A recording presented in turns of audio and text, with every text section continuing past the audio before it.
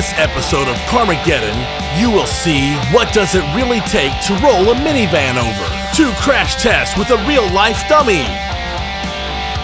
Alex! And an awesome car jump. Ending with a crash and rollover.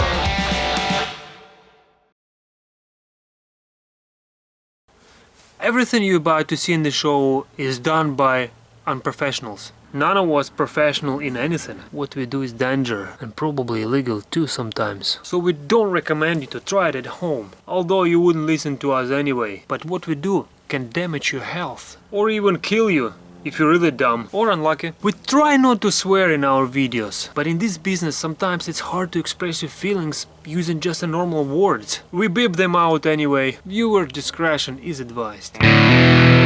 Minivans are a popular type of transportation in North America, and that is because you can fit your whole family in it, then still have room for the shopping and other stuff. And if you're concerned about how your minivan will perform in the accident, you can find lots of video in that regard, but what you will not find is a rollover crash test. Carmageddon Show decided it was time to make one because we're curious, and I'm sure you're curious too, about exactly just what it'll take to roll a minivan over. What is a minivan anyway? Do you know?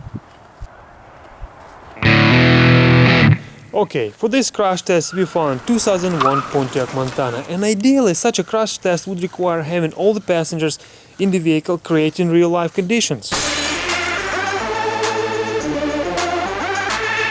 Unfortunately, we could not find 6 more idiots who would volunteer to roll over with me in the minivan. It is what it is, I'll be doing it myself. So Alex is going to try to recreate a real-life scenario where the driver loses control, then tries to recover. You might be thinking, why does Alex do these things? Because he loves carnage. And for educational purposes, of course. At the speed of about 60 to 80 kilometers an hour, I'm turning steering wheel one way, then quickly opposite way, and then opposite way again, and so on. And by doing so, I'm shifting the weight of the vehicle from one direction to another, causing disbalance and making the vehicle to rock and go sideways, hoping that will lift one side high enough to cause the rollover. So far, it doesn't look like the van will roll over. It heavily understeers, and as you can see, the rear wheel don't leave the pavement. We hope that more speed would help, but the vehicle would just keep understeering. Jade, it's time to do some modifications to help that darn minivan to roll. Yeah, Alex, stop being a pussy. Let's get this minivan to roll. Disconnect the rear shock absorbers, and hopefully the van should rock and then roll. Why don't you come down and do it yourself then?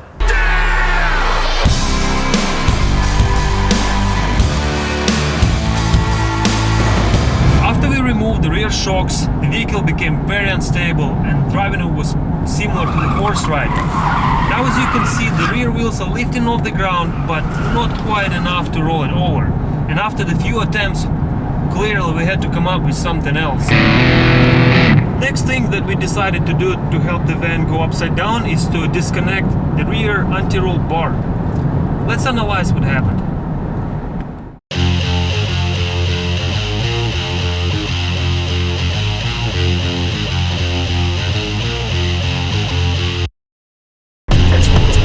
So I do the same routine, turning wheel left and right as fast as I can, and as you can see on the 5th counter steer, the rear side of the minivan lifts off the ground and the vehicle finally begins to roll. Why did it roll this time? Because without the anti-roll bar, nothing pushes the opposite side of the van to the ground. So, to summarise, you can see manufacturers do a pretty good job of keeping cars relatively safe. But at the end of the day, the maintenance, that's your responsibility. You're the one what's got to keep up with the wear and tear, replace parts where needed. The first thing that you need to do after a rollover like this or any accident is to shut off your engine. Because you don't want to burn that gasoline for nothing, it's not cheap. But in reality, here what's happening.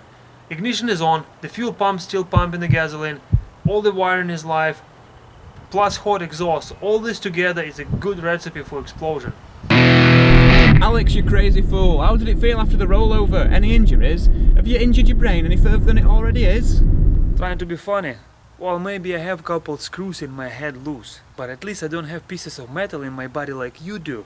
you Terminator.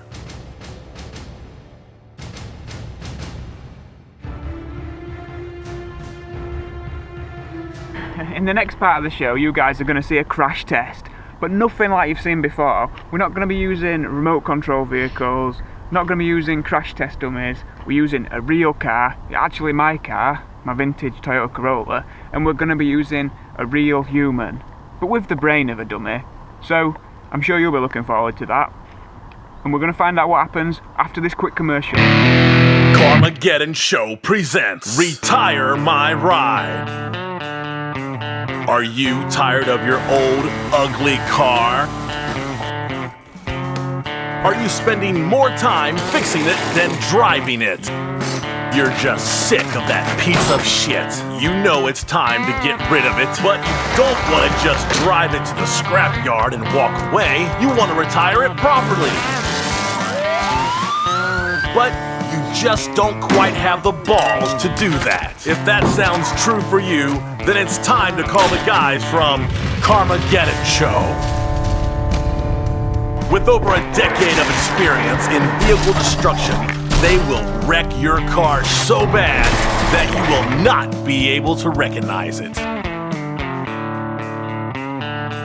And if you're not happy with the service within 30 days, then you can have the remains of your vehicle back. So what do you have to lose? Call 1-800-CARMAGEDDON now. Carmageddon Show. Vehicle destruction is our specialty. I wrecked many cars in my life, but never ever actually looked at the speed before hitting something.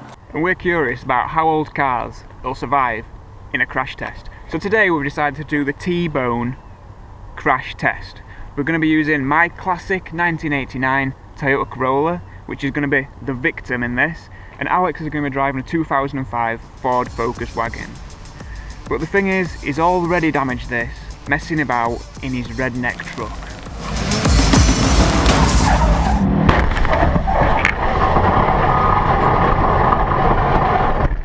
First things first, he's going to have to fix it and make it drivable.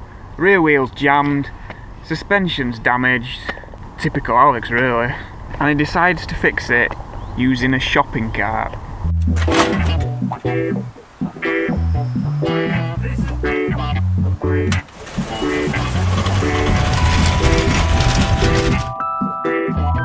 Well done. Why are you doing all these crash tests yourself? You know, Jade, not only I want to see what happens in all of those scenarios that we do in the show, I want to experience them myself.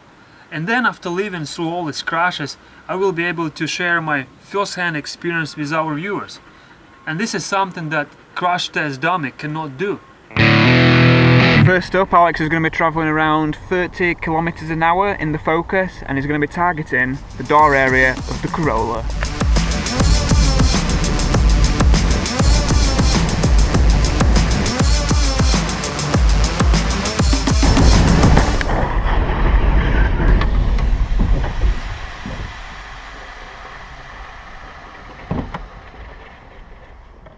So as you can see, there was quite a lot of damage caused to the old car. Doors all smashed in, and it's even bent the roof. But the Focus did surprisingly alright in that situation. So the Focus was still drivable, and old Toyota had whole side left that didn't have any damage on it. So the both cars were just screaming for another crash test.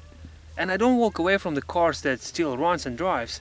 I mean, it's the same if you would be partying with your friends, would leave half a beer on the table and walked away. You just don't do that. It has to be finished. For Alex, that didn't even count as a crash. 30 kilometers an hour? No problem. So what we're going to do next, double the speed, get it up to 60.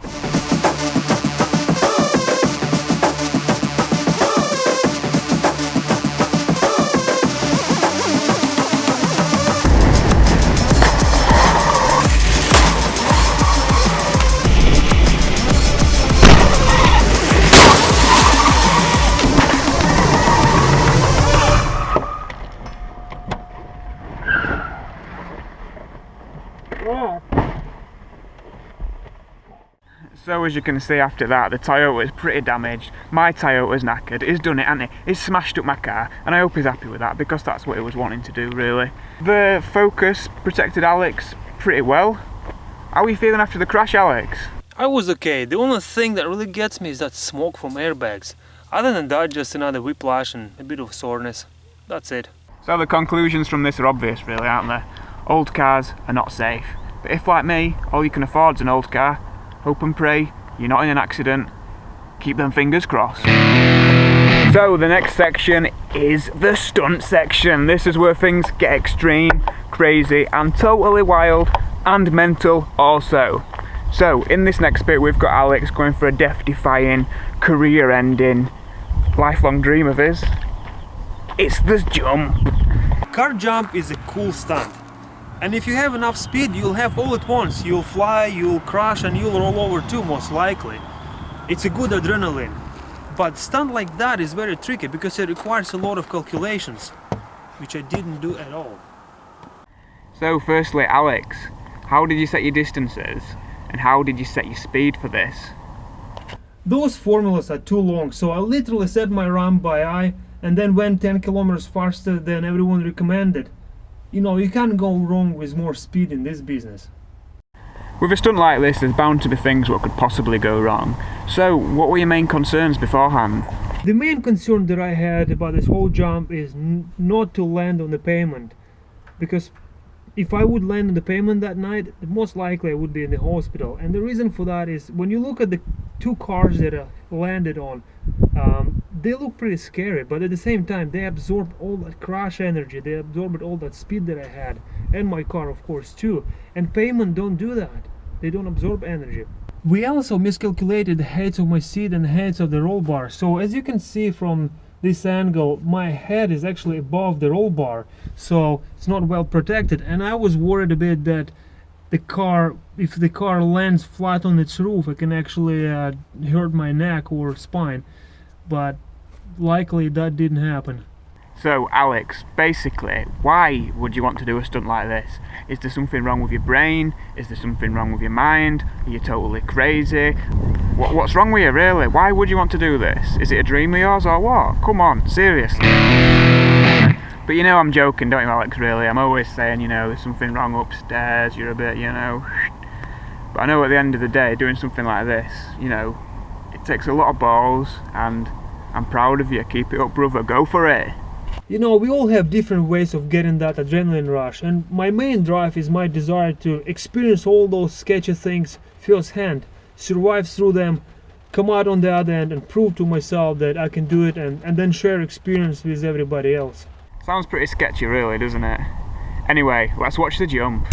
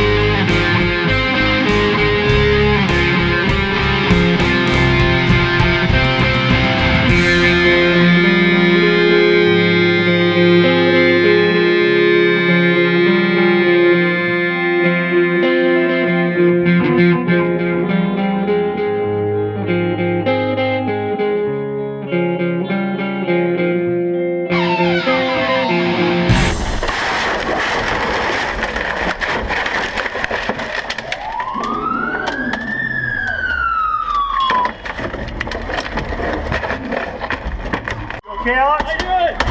Alex? Yeah.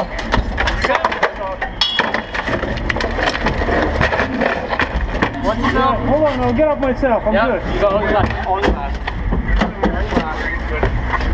Go to the car.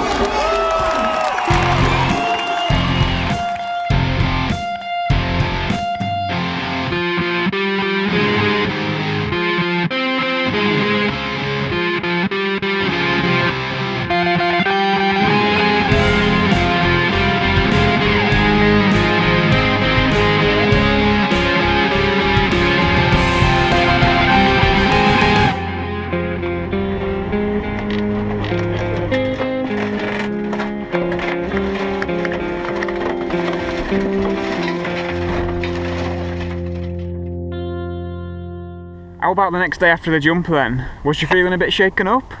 Yeah, but I've been through about 15 car accidents for the past 2 months of filming, so I was pretty sore already. But from the car jump I got a few more bruises and I couldn't turn my head for about a week. That's about it. Coming up in the next episode, Alex will drive his badass truck through a couple of motorholes while towing his boat. Ever wondered how it feels to roll a car several times? Carmageddon Show decided to find out. So I'm planning to drive my race car as fast as it'll go on this racetrack, launch it off the ramp and see how many times it will roll over. Every man dreams about getting behind the wheel of a police car and going for a joyride. That dream will come true for us this summer. We will send this car to its death in a violent demolition derby battle.